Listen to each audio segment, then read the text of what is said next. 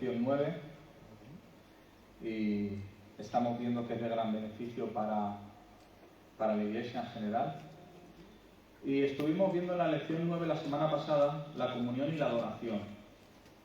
Y estuvimos viendo un poco entre la diferencia entre la Iglesia universal y la Iglesia local.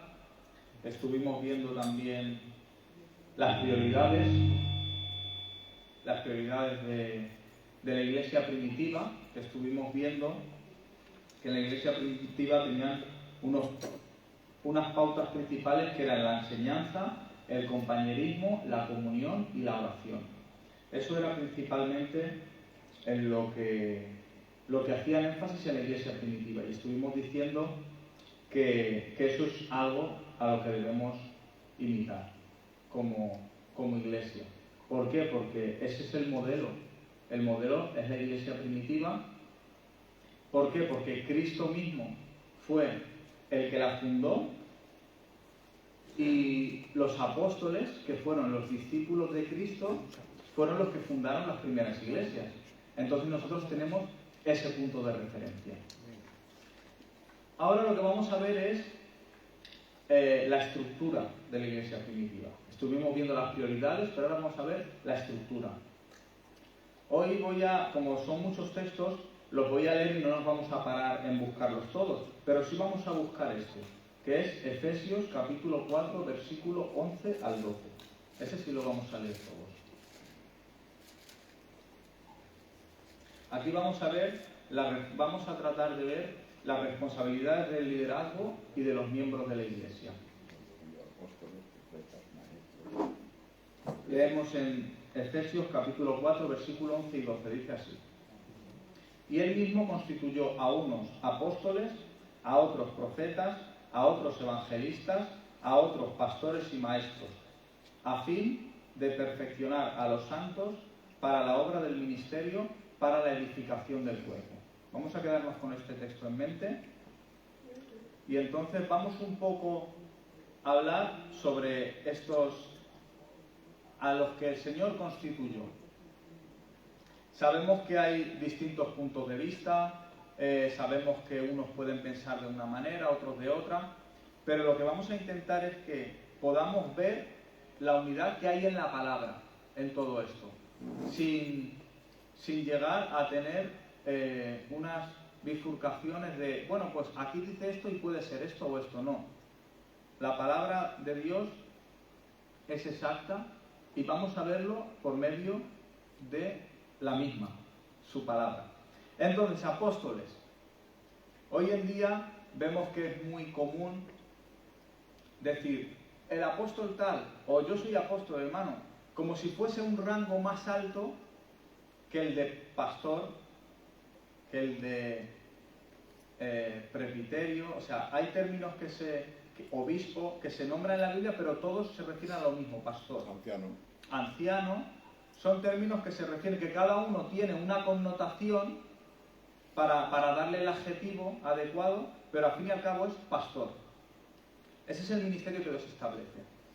Entonces, ¿qué es lo que ocurre? Que en la Iglesia moderna se le ha adoptado a nombrar a ciertos hombres que tienen una actividad más alta o más sobresaliente. Entre los pastores se le ha puesto el nombre de apóstol.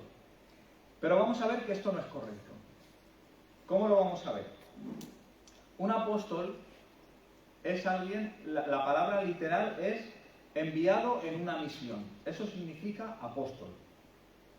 En el sentido estricto de la palabra son los 12. Los 12 que Dios constituyó. Pero lo que hemos hecho es haber torcido un poco el significado de la palabra. ¿Por qué? Porque apóstol significa enviado. Entonces, ¿todo enviado es apóstol? No, el término puede significar lo mismo, pero el ministerio no es el mismo. Ejemplo, en Apocalipsis, ¿qué ocurre cuando a Juan le dice, escribe al ángel de la iglesia de Éfeso? Escribe al ángel de la iglesia. Se estaba refiriendo a los pastores, pero sin embargo el término de la palabra ángelus en griego significa mensajero. ¿Qué estaba diciendo? Escribe al mensajero de la iglesia. Ahora se traduce como ángel. Entonces, ¿nosotros como mensajeros podemos llamarnos ángeles? Sería un poco presuntuoso por nuestra parte decir, no, yo soy uno de los ángeles de la Iglesia. No estamos haciendo el término correcto, porque el término correcto es mensajero. Entonces, aunque el significado pueda ser el mismo, lo distorsionamos si lo tomamos de una manera equivocada. Entonces, los mensajeros no somos ángeles. Los ángeles son los ángeles del Señor y los mensajeros de la Iglesia somos los que predicamos. Entonces, el apóstol no es el que es enviado. Dios os bendiga, hermanos. El apóstol, aunque signifique el que es enviado, no todo enviado es apóstol, sino que es la palabra exacta que se le puede llamar es misionero, que en realidad viene de la palabra misionarios, pero que es el término, es el mismo, es enviado. Entonces no nos queremos llamar misioneros, nos queremos llamar apóstoles. Y eso no es correcto, hermanos. En todo caso seríamos misioneros. El que hace una obra de misión es misionero, no apóstol. Sí, hermano amigo. No, perfecto. ¿Qué características tiene del apóstol del Cordero a los apóstoles de hoy día? ¿Qué se identifican de unos a otros para que realmente sean los apóstoles del Cordero los auténticos? Para querer llamarse ellos apóstoles también. Sí. Claro, más adelante vamos a ver cuál es el término y vamos a ver cuáles son las condiciones para que fuesen apóstoles del Cordero y por qué ahora no pueden ser apóstoles del Cordero. Ahora uno puede ser apóstol, que es el término de la palabra enviado, pero no son apóstoles del Cordero.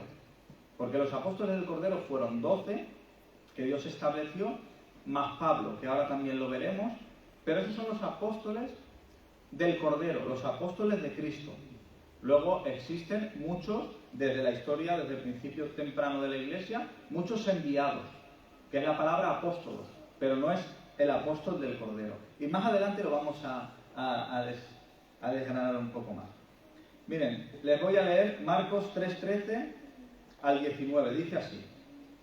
Después subió al monte y llamó así a los que él quiso, y vinieron a él, y estableció a 12, para que estuviesen con él, y para enviarlos a predicar, y que tuviesen autoridad para sanar enfermedades, y para echar fuera demonios. A Simón, a quien puso por sobrenombre Pedro, a Jacobo, hijo de Zebedeo, y a Juan, hermano de Jacobo, a quienes apellidó Boanerges. En otras traducciones dice Boanerges. Esto es, hijos del trueno. A Andrés, Felipe, Bartolomé, Mateo, Tomás, Jacobo, hijo de Alfeo, Tadeo, Simón, el cananista, y a Judas Iscariote, el que le entregó. Eso fue lo que Jesús estableció como apóstoles. Eso. Ahora también vamos a ver cómo Pablo fue llamado apóstol de los gentiles. Pero este Pablo también fue llamado por el mismo Cristo.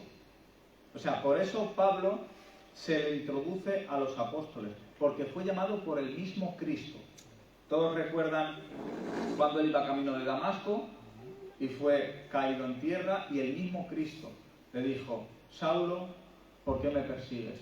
Y le dijo, dura cosa es dar coces contra el aguijón. Amén. Entonces entendemos que Cristo mismo, Jesús mismo, salió al encuentro de Pablo para llamarlo. Por eso Pablo cumple los requisitos de los apóstoles. Vamos a seguir más para adelante. En Gálatas capítulo 1, versículo del 15 al 17 dice así. Pero cuando agradó a Dios, que me apartó desde el vientre de mi madre y me llamó por su gracia, revelar a su Hijo en mí, para que yo le predicase entre los gentiles. No consulté enseguida con carne ni sangre, ni subí a Jerusalén a los que eran apóstoles antes que yo, sino que fui a Arabia y volví de nuevo a Damasco. Él fue llamado apóstol a los gentiles. Entonces encontramos que estos 12 y Pablo son los apóstoles los cuales Dios llamó. Las calificaciones, como hemos dicho, de un apóstol incluyen ser llamado directamente por Cristo. Miren, en Hechos, capítulo 1, versículo 22 al 24, cuando se da la situación de que Judas abandona, Judas se ahorca, y los apóstoles dicen que uno tiene que ocupar su lugar, en base a un texto de que dicen las Escrituras, otro ocupe su lugar. Entonces ellos se reúnen y miren las condiciones para elegir al apóstol número 12 que sustituía a Judas. Miren lo que dice. Hechos capítulo 1, versículo 22 al 24, dice así: es necesario, pues, que de estos hombres que han estado juntos con nosotros todo el tiempo en el que Jesús entraba y salía entre nosotros. Miren qué requisito. Tiene que estar presente en todo el tiempo en el que Jesús entraba y salía entre nosotros. Comenzando desde el bautismo de Juan, dice, hasta el día en que de entre nosotros fue recibido arriba. Dice, uno sea con nosotros testigo de su resurrección. Entonces, ustedes miren qué requisito tan indispensable ponen los apóstoles inspirados por Dios para elegir al apóstol número 12, porque el número 12, que era Judas, digámoslo así, por poner un número de sustitución, abandona. Dice que estuviese entre nosotros todo el tiempo. Dice, desde que fue bautizado, dice, hasta que fue tomado. O sea, todo el tiempo. Y hasta testigo de la misma resurrección. O sea, del ministerio de Jesús, de su muerte y de su misma resurrección. ¿Quién puede cumplir estos requisitos hoy en día como apóstol? Ninguno. Yo no veo... Bueno, yo es que no es que yo no lo vea, sino que podemos ver, porque mi opinión puede valer o no, pero lo que dicen las Escrituras es esto. Entonces, si esto tan estricto hicieron ellos que estuvieron con Cristo y que tenían la inspiración divina para constituir esto, no veo cabida para nuevos apóstoles. Entonces, podemos entender que como apóstol no puede haber más. Enviados muchos, porque de hecho a Bernabé, cuando está con Pablo, en uno de los pasajes, le dicen, y unos estaban con los judíos y otros con los apóstoles. Y ese término le estaba incluyendo a Pablo y a Bernabé. Fueron llamados apóstoles. Pero no están hablando de los apóstoles del Cordero, están hablando del término de la palabra enviados. Tenemos que entender esto, muchos fueron así. Creo que se ha desconectado otra vez el micro, pero bueno, gritaré un poco más fuerte. Entonces, ¿hay alguna pregunta, algo que podamos compartir? Y libremente, hermanos, podemos tener diferencia de opinión, podemos aportar, podemos apoyar, pero el término apóstol como tal, así es como lo establecen las Escrituras. Sí. Cuando a partir de Pablo, y como Bernabé, y hubieron otros, también fueron llamados apóstoles, según ciertos eruditos, dicen que esos se llaman apóstoles de la Iglesia. A los apóstoles del Cordero, y esos serían, digamos, que los apóstoles de la Iglesia, que son los que pusieron el fundamento del Evangelio de Cristo en las iglesias que fueron siendo levantadas. Ajá. Pero eso es lo que estamos hablando. Ese es el término de misionero, que es enviado. Pero en sí ellos eran enviados por los apóstoles, por los verdaderos apóstoles de Cristo. Entonces, aunque el término de la palabra, como hemos dicho, nos pueden llamar a los predicadores ángeles, como mensajeros no deberían. Aunque el término ángelos significa mensajero. Entonces, debemos hacer el uso bueno de la palabra correcto para que se pueda entender y no confundir la figura con el término de la palabra. Entonces, el término de la palabra es, ¿cuál utilizaríamos nosotros ahora? Si alguien es comisionado por la Iglesia para ir y abrir una iglesia o trabajar en un barrio y levantar una iglesia al Señor, ¿cuál sería el término? Misionero. Ese sería nuestro término. ¿Por qué? Porque apóstol está dando un término equivocado al que en la actualidad se tiene. Porque aunque a ellos en la iglesia primitiva se les llamase apóstoles, ellos no se tenían como apóstoles del Cordero, se tenían como enviados de los apóstoles. Porque ellos estaban sometidos a los apóstoles. Entonces, en eso creo que tenemos que tenerlo claro, de que los apóstoles fueron los que fundaron la iglesia y son el fundamento. Sí. Aparte también, eso... No, es que en la palabra en contra no se puede ir.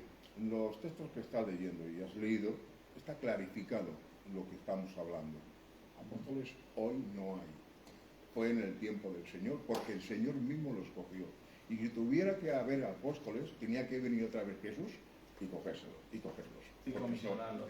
Entonces, las escrituras que has leído, los textos que has leído, clarifican que no es una cosa que tenemos que calentarnos la cabeza, porque está muy claro que hoy en día no hay apóstoles. Que se levantan apóstoles porque se levantan porque ellos quieren, pero realmente no es así. Son enviados y no hay más. Amén. Apóstoles son ellos y están clarificados en las escrituras, Antonio.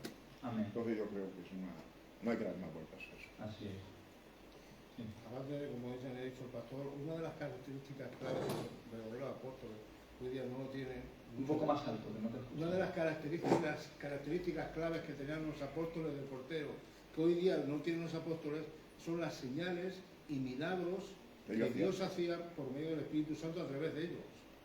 Amén. Milagros, sanidades, prodigios, todo eso les acompañaba. O sea, no solamente era el mensaje, sino que el mensaje iba acompañado con el poder de Dios, a través de los milagros y sanidades que el Señor hacía por medio de ellos. Por eso hoy día eso no se ve. Amén.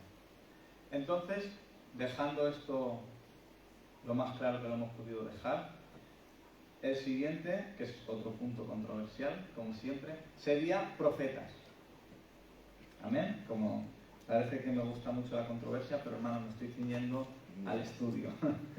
Amén. Entonces, un profeta predice o anuncia por adelantado las verdades de Dios al pueblo de Dios. El propósito de los profetas, igual que el de los apóstoles, era sentar las bases divinas de la iglesia. Entonces, ¿la iglesia sobre qué está fundamentada? Miren lo que dice, Efesios 2:20 dice: edificados sobre el fundamento de los apóstoles y profetas, siendo la piedra principal del ángulo Cristo mismo. Entonces, ¿cuál es el fundamento de la iglesia? Los apóstoles y profetas. Y como siempre se dice en términos de construcción o de arquitectura, el fundamento de algo se pone una vez. Luego sobreedificas, tabiques, muchísimas cosas, pero el fundamento es el fundamento y se establece. Entonces, para la iglesia el fundamento está establecido. ¿Cuál es? Los apóstoles y los profetas. Ahora bien, un profeta, como hemos dicho, ¿qué era lo que hacía? Anunciaba al pueblo de Dios el mensaje de Dios. Y este iba acompañado ¿de qué? De bendiciones si obedecía, o de juicios si desobedecía. ¿Qué es lo más parecido hoy en día a un profeta? Un predicador. ¿Por qué? Es un profeta el predicador. Porque el profeta es lo que dice la palabra y tú estás diciendo lo que... La profecía hoy es la palabra de Dios. Amén. ¿Por qué? Porque dice que tenemos la palabra profética más segura. Claro, no hay otra cosa. Entonces nosotros tenemos la palabra profética más segura. Cuando predicamos el mensaje de Dios que está revelado en su palabra, lo que estamos haciendo es predicar su mensaje, pero ese mensaje tiene una advertencia. Y es que si se cree, desemboca en salvación. Pero si se desobedece al mensaje, ¿en qué desemboca? En condenación, en juicio. Entonces, eso es lo que es un profeta hoy en día, un predicador. Ahora, un profeta con nuevas revelaciones no lo podemos aceptar. ¿Por qué?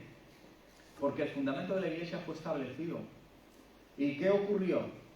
Desde el Antiguo Testamento hasta No solo porque dice que los profetas fueron hasta Juan, y es así, pero la profecía, el don profético, eso fue hasta Juan el apóstol en Apocalipsis, que fue la última revelación de Dios.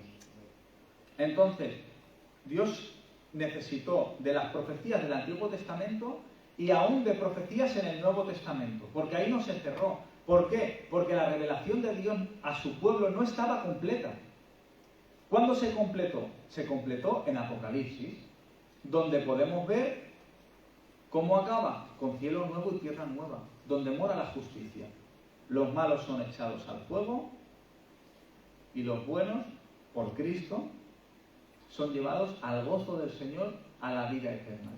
Entonces, esta es la palabra profética más segura que tenemos. ¿Cuál es? La Biblia. No hay otra. No hay otra. Si usted viene a mí, y con todo el amor del mundo se lo digo, diciendo que usted ha recibido una profecía de Dios, tiene que ser algo que esté puesto en las Escrituras. Y si está puesto en las Escrituras, Dios no puede profetizar algo que ya ha profetizado, que ya ha dejado por escrito. Porque si buscamos nuevas profecías y nuevas revelaciones, ¿qué estamos diciendo a Dios? Tu palabra no me es suficiente. Ni está completa. Ni está completa. Necesito algo más para que complete la Biblia. Y entendemos que no es así. Que Dios ha revelado a su pueblo todo lo que tiene que saber para equipar a los santos y para que su iglesia sea edificada sobre el fundamento de los apóstoles y profetas. Lucas 16:16, la ley y los profetas eran hasta Juan. Desde entonces el reino de Dios es anunciado y todos se esfuerzan por entrar en él. Juan capítulo 14, versículo 26. Mas el Consolador, el Espíritu Santo, a quien el Padre enviará en mi nombre, Él os enseñará todas las cosas y os recordará todo lo que yo os he dicho. ¿Quién recordaba lo que Jesús había dicho? Porque entiendan que se escriben cosas en los evangelios en los cuales ni el mismo evangelista estaba. Pero el Espíritu Santo, Él les recordó las palabras que Jesús había dicho. ¿Para qué? Para que quedasen registradas. ¿Para quién? Para todos, para toda su iglesia. Entonces las palabras de Cristo, todas las concernientes a su iglesia, están escritas en la Biblia. Porque es una promesa de Cristo. Y estamos diciendo que Cristo no cumplió esto si decimos que necesitamos nuevas profecías.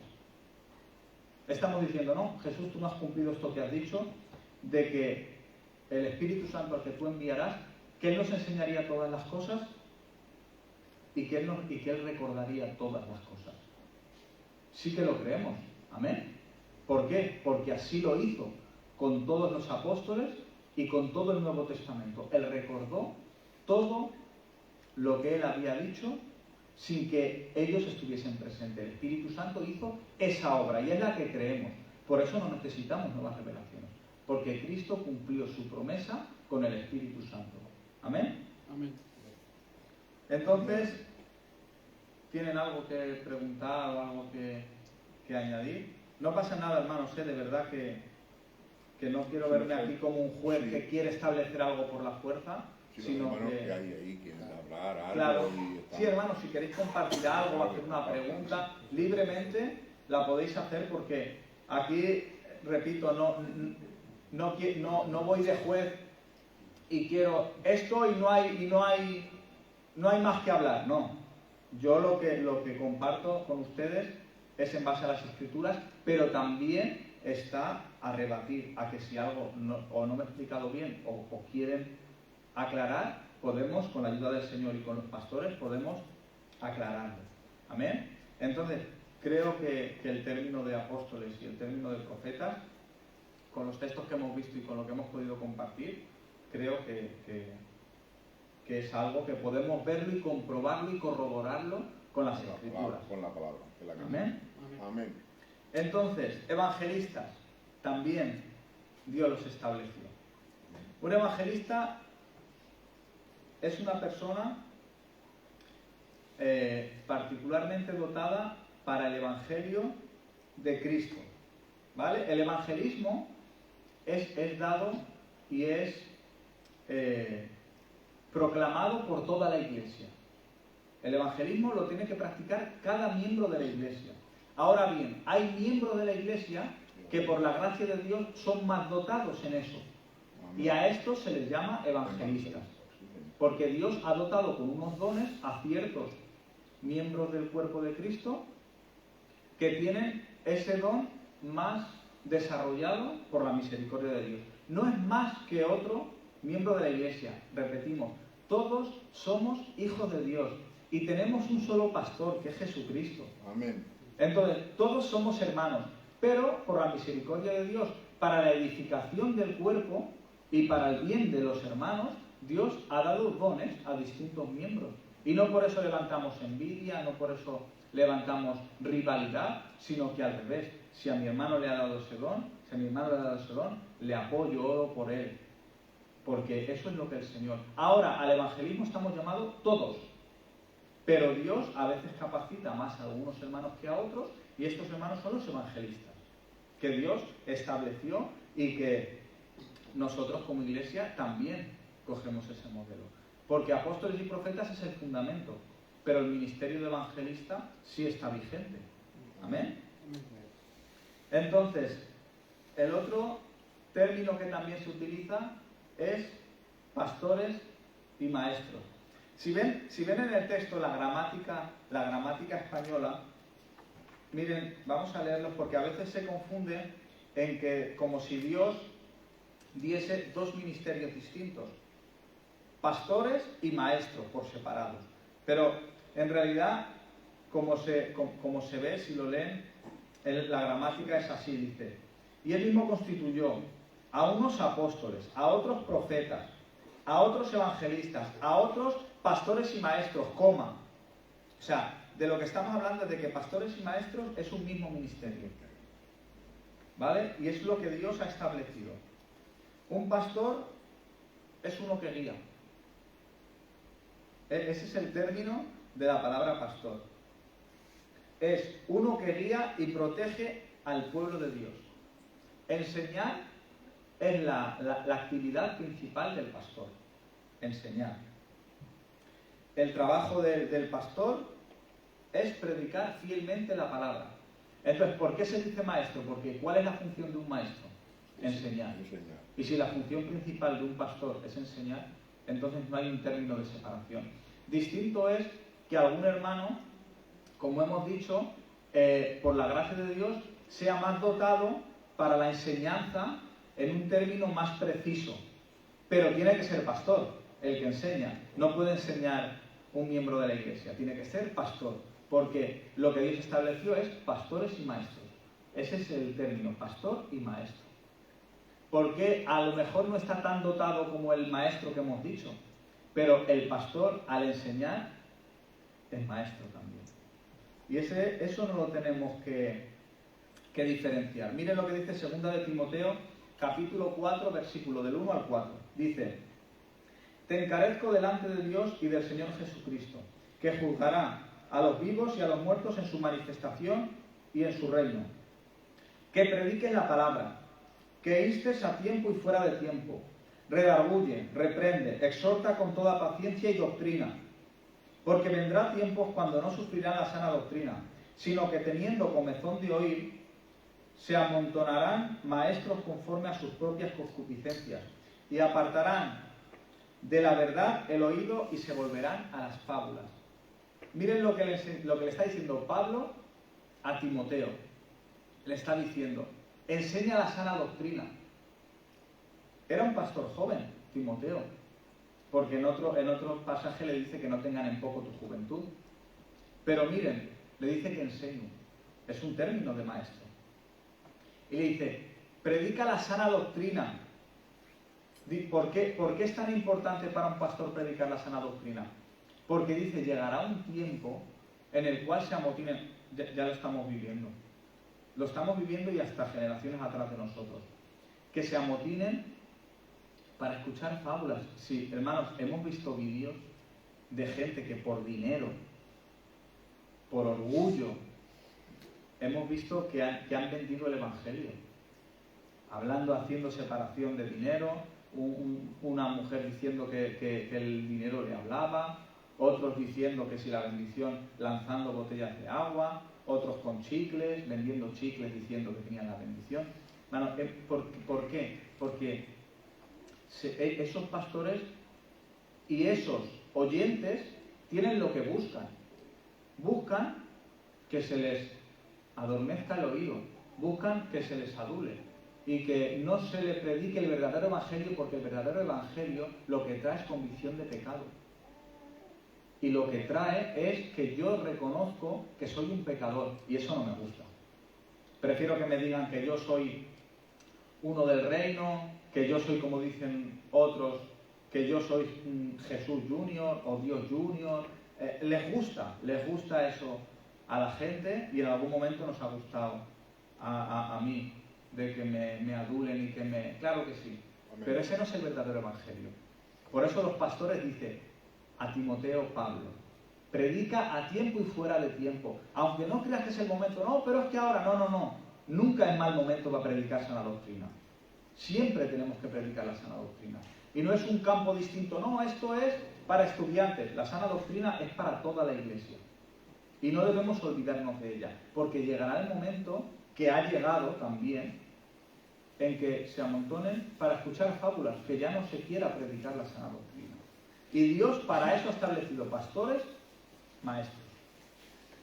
Por eso es tan importante, por ejemplo, estos estudios que estás dando, para coger entendimiento y sabiduría Amén. De lo que es la palabra, porque vendrán muchos a engañarte, ¿verdad? Y para sacarte el dinero. Amén. Entonces estamos obligados, todo hijo de Dios, ¿no? Pues a conocer la palabra, porque conociendo la palabra vendrá alguien, como dice ahí en muchos textos, en cuestión de engañarnos, pero si sabemos de la palabra verdadera, pues no van a engañar, porque sabemos lo que queremos y sabemos lo que entendemos, lo que dice la palabra. Amén. Entonces estos estudios son muy buenos para aprender de la palabra. Amén. Y invito a la iglesia, a la que estamos aquí, que no lo pierdan los estudios, porque aquí lo que estamos y lo que estás haciendo es enseñar lo que es la palabra de Dios para que a nadie le engañe. Amén. Amén. Dios, por la gracia de Dios, Él nos ha dado, ¿verdad?, su palabra para eso, para que no tengamos excusa. Es decir, no, Señor, es que me han engañado. No, yo te di mi revelación por escrito. Y esas directrices funcionan así. Miren, les voy a poner un ejemplo. Cuando Dios mandó a Noé que construyese el arca, les dio unas directrices exactas. Les dijo: de tantos codos por tanto, harás una ventana de tanto por tanto, la calafatearás por dentro y por fuera, harás unos pisos a esta altura, a esta y a esta. Dios, si hubiese querido, le hubiese dicho: hazla como quieras, que yo voy a hacer que flote. Mi mano divina es la que va a hacer que flote. Pero no fue así. Dios les dio unas directrices exactas y no se podía salir de ahí. Noé lo hizo exactamente, dice la Escritura. Lo hizo así como Dios le mandó. ¿Qué ocurrió? Que se salvaron, ¿verdad? ¿Por qué? Porque obedecieron. Y aunque Dios es divino, es todopoderoso, dice: no, pero si lo hubiese hecho mal, también los hubiese salvado. Dios le dijo que lo hiciese de esa manera y así obedecieron. La iglesia, Dios la ha establecido y ha puesto unas directrices exactas. Ya, pero es que Dios es soberano y aunque yo desobedezca, esas son las directrices. Si queremos que este barco salga a flote, tenemos que dirigirnos conforme Dios ha establecido por medio de su palabra. Amén. Si no, las aguas nos anegarán. Amén. Es así, hermanos, eso es lo que tenemos que entender. Entonces, el propósito por el cual Dios ha dotado a la iglesia de todo esto, ¿para qué es? Es para el trabajo del servicio de la iglesia. O sea, no se trata, es que Dios ha establecido a unos pastores, a otros maestros, a otros evangelistas, constituyó a unos profetas, pero ¿para qué? ¿Para que uno se enseñoree de uno mismo? No. Es para equipar a la iglesia para el servicio a Dios. Se trata de eso, no se trata de que la iglesia sirva al pastor, de que la iglesia sirva al evangelista. No, si Dios ha establecido todo esto, es para que la iglesia sirva a Cristo. Es así de sencillo. La iglesia servimos todos juntos a Cristo. a cada uno con los dones que Dios ha dado. Y agradecemos a Dios por lo que Él nos dé. Pero es para el servicio de su obra. Aquí nadie se tiene que beneficiar desmedidamente, porque todos nos beneficiamos de la salvación de Cristo. ¿Amén? Amén. Entonces, ¿quién son los santos? Si Dios equipa a la Iglesia para esto, para el servicio de los santos, a Cristo, ¿quién son los santos? La Iglesia. La Iglesia, todos los miembros. Entonces, ¿por qué estamos siendo equipados? Para el trabajo de la edificación. Pero es la Iglesia, toda la Iglesia. ¿Quién es responsable de edificar el cuerpo de Cristo? La Iglesia. Es la Iglesia. Son todos los miembros, todos los miembros. ¿Por qué? Porque los pastores son miembros. No se puede hacer diferencia.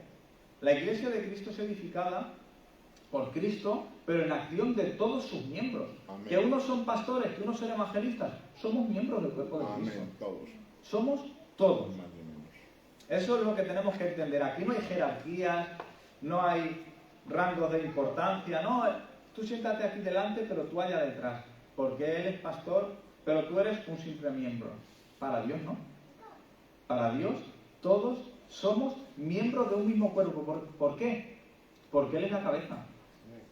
No se nombra a nadie, a ningún ministerio de la Iglesia, ni a los apóstoles, ni a los profetas como cabeza. La única cabeza, ¿quién es? Cristo.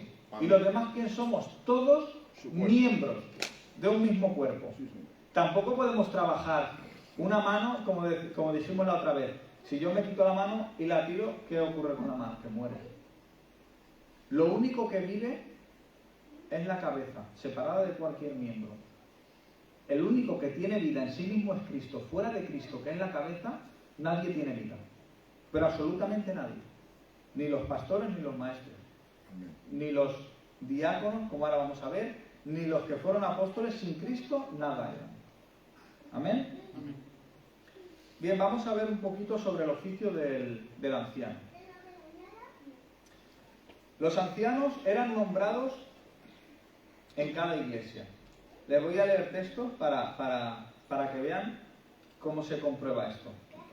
Dice, y constituyeron ancianos en cada iglesia, y habiendo orado con ayunos, los encomendaron al Señor en quien habían creído. Constituyeron ancianos en cada iglesia, plural. Entonces nosotros por eso practicamos la pluralidad de ancianos. ¿Qué quiere decir? Que tiene que haber varios ancianos, si es posible, siempre que sea posible. Hay veces que solo hay un pastor, pero lo ideal, según la palabra del Señor, es que haya varios ancianos en una iglesia. Tito 1.5 dice, por causa de esto te dejé en Creta, para que corrigieses lo suficiente y establecieses ancianos en cada ciudad. ¿Ves? Aquí lo mismo. Lo que es anciano de días y anciano, porque están los ancianos de días y lo que es anciano. Claro. Tienes que decirlo. Sí, claro, el término anciano se entiende que puede haber ancianos por edad, pero aquí el término anciano es de lo que estábamos hablando. El término anciano, presbítero, obispo y pastor significan lo mismo. Amén. Todo es un mismo término. Lo que pasa es que cada uno tiene un adjetivo. Entonces, el obispo significa supervisor, un pastor supervisa. Pastor, pues es sobre el rebaño. Presbítero, lo mismo, ejerce autoridad que Dios ha puesto, pero son todos pastores. Los ancianos deben gobernar. Eso es así. Ahora, ¿de qué manera deben gobernar?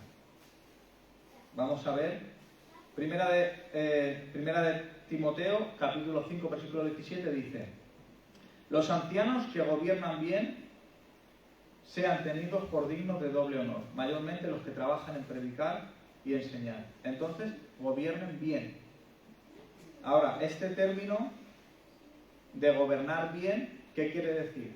Que gobiernen conforme a los fundamentos de los apóstoles y los profetas, conforme a las directrices de Dios. ¿Por qué? Porque en otros textos dice que no se enseñoree de los hermanos, sino como los que deben dar, por así decirlo, deben dar explicaciones como que tienen que dar cuentas a Dios por ellos. Entonces, en amor siempre, no es un gobierno como el de este mundo, sino que es un gobierno establecido por Dios en amor y en humildad. Los ancianos deben supervisar y guiar. Primera de Pedro, capítulo 5, versículo del 1 al 3, dice: ruego a los ancianos que están entre vosotros, yo anciano también con ellos y testigo de los padecimientos de Cristo, que soy también participante de la gloria que será revelada. Apacentad a la grey de Dios que está entre vosotros, cuidando de ella, no por fuerza, sino voluntariamente, no por ganancia deshonesta, sino con ánimo pronto, no como teniendo señorío sobre los que están a vuestro cuidado, sino siendo ejemplo de la grey. Este es el gobierno que Dios establece de los pastores a la iglesia.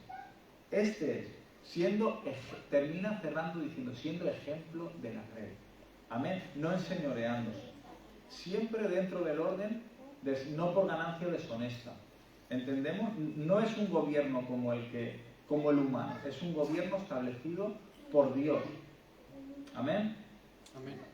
Los miembros debemos obedecer y someternos a los líderes. ¿Por qué? Miren, Hebreos 13:17.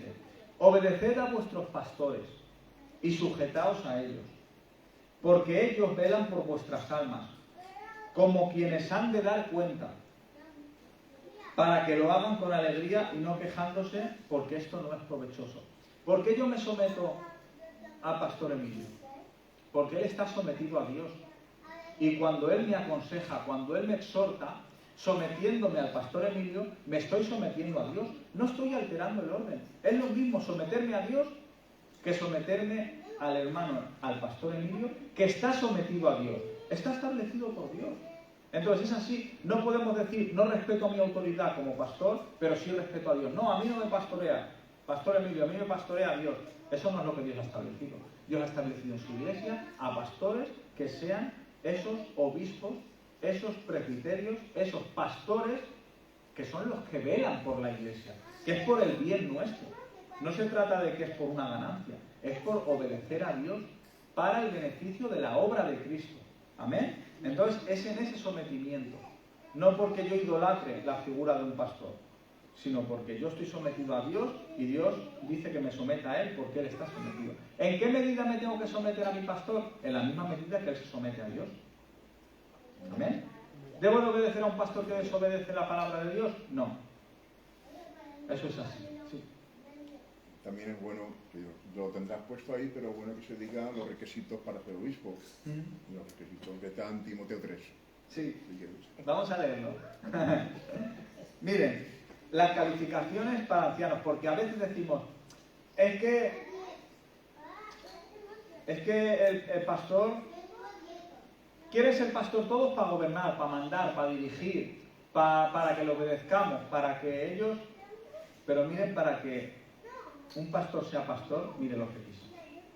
A ver si usted desea serlo. Primera de Timoteo, capítulo 3, versículos del 1 al 7. Miren lo que dice. Palabra fiel.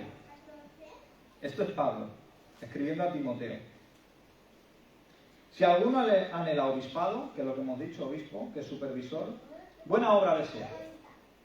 Pero es necesario que el obispo sea irreprensible, marido de una sola mujer, sobrio, prudente, decoroso, hospedador, apto para enseñar, no dado al vino, no pendenciero, no codicioso de ganancias deshonestas, sino amable, apacible, no avaro, que gobierne bien su casa, que tenga a sus hijos en sujeción con toda honestidad, pues el que no sabe gobernar su casa, ¿cómo cuidará de la iglesia de Dios? No un neófito, no sea que envaneciéndose caiga en la condenación del diablo. También es necesario que tenga buen testimonio de los de afuera, para que no caiga en descrédito y en lazo del cazador. Amén. Amén. ¿Le parece fácil? Entonces no cualquiera que no es llamado por Dios puede optar a esto. Este oficio que enseña las escrituras de pastor solo pueden optar los que son llamados por Dios, porque es una obra sobrenatural que se puedan cumplir estos requisitos.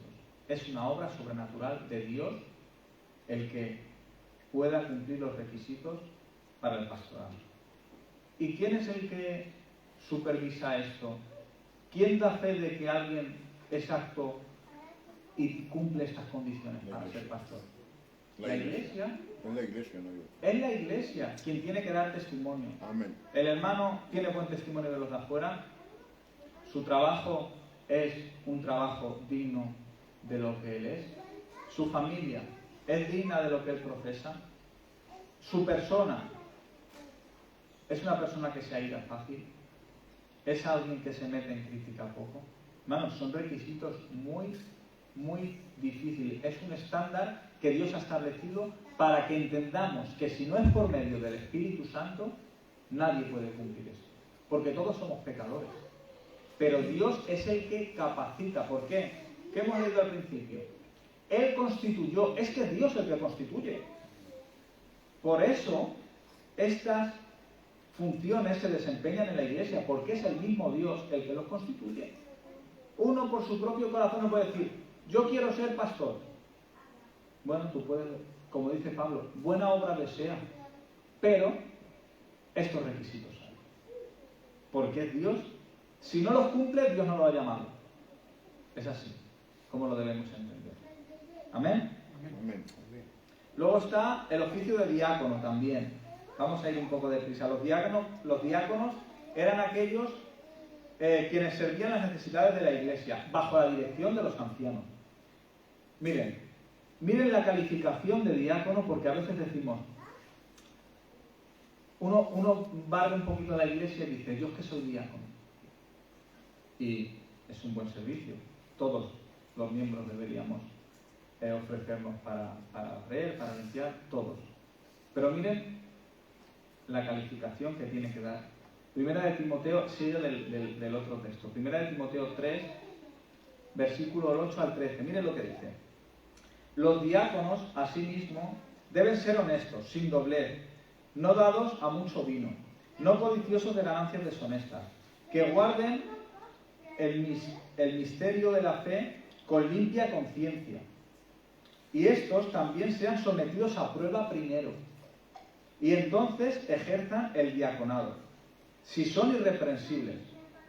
Las mujeres asimismo sean honestas, no calumniadoras, sino sobrias, fieles en todo. Los diáconos sean maridos de una sola mujer, y que gobiernen bien sus hijos y sus casas, porque los que ejerzan bien el diaconado ganan para sí un grado honroso y mucha confianza en la fe que es en Cristo Jesús. También es grande el requisito. Hay un texto en Hechos 6, que son los primeros diáconos que se cogieron, que ahí también los requisitos que dice Pablo, los apóstoles estaban a predicar, para orar, pero también tenía que poner las mesas y las comidas a las viudas y a los huérfanos.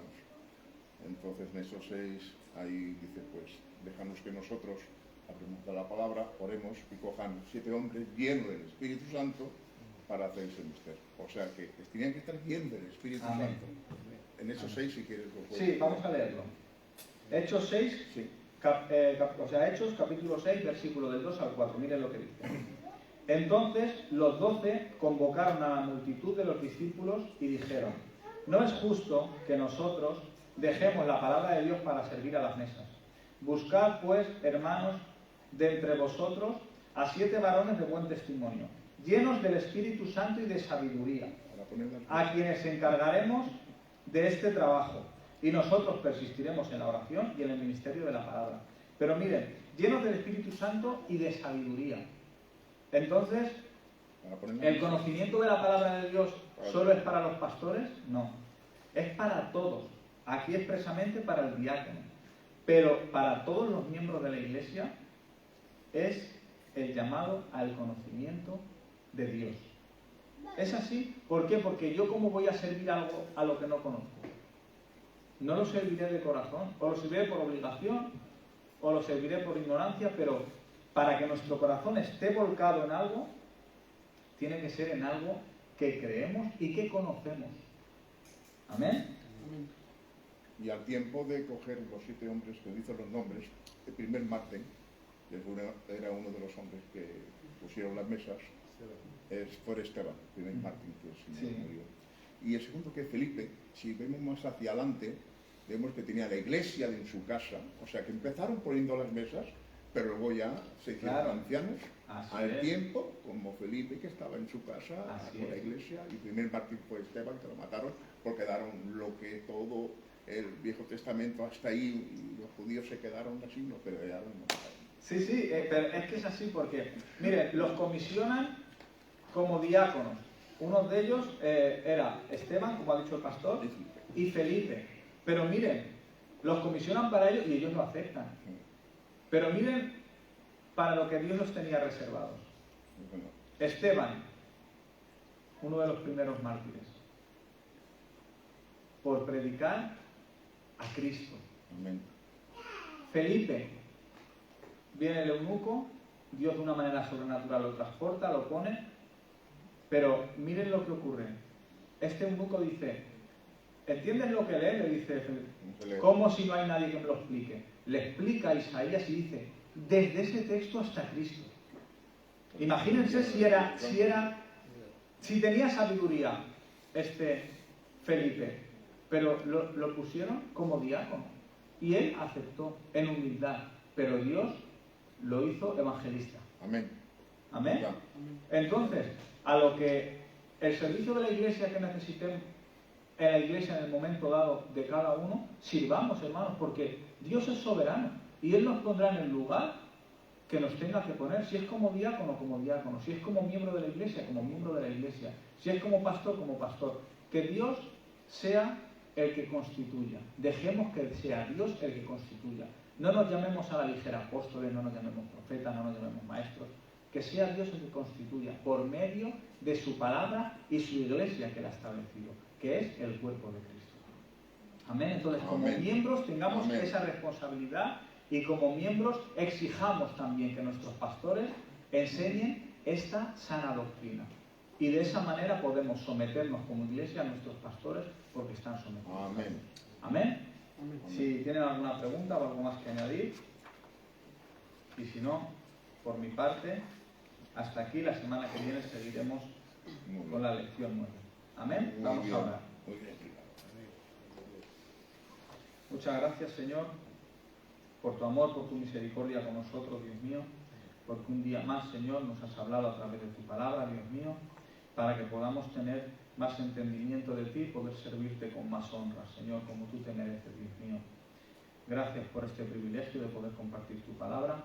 Gracias por mis hermanos que han podido venir. Te ruego también por los que nos escuchan a través de las redes sociales, Dios mío, que tú pongas el querer como el hacer, Señor, por tu buena voluntad, Padre, y que les concedas a los que no lo tienen el don del arrepentimiento para que se acerquen a ti y sean perdonados, Señor. Creemos en tu Evangelio y esperamos tu pronta venida. Gracias por todo en el nombre del Padre, del Hijo y del Espíritu Santo. Amén. Amén. Muy bien. Dios les bendiga, hermanos. Muy El bien domingo, si Dios quiere, nos vemos. Muy bien.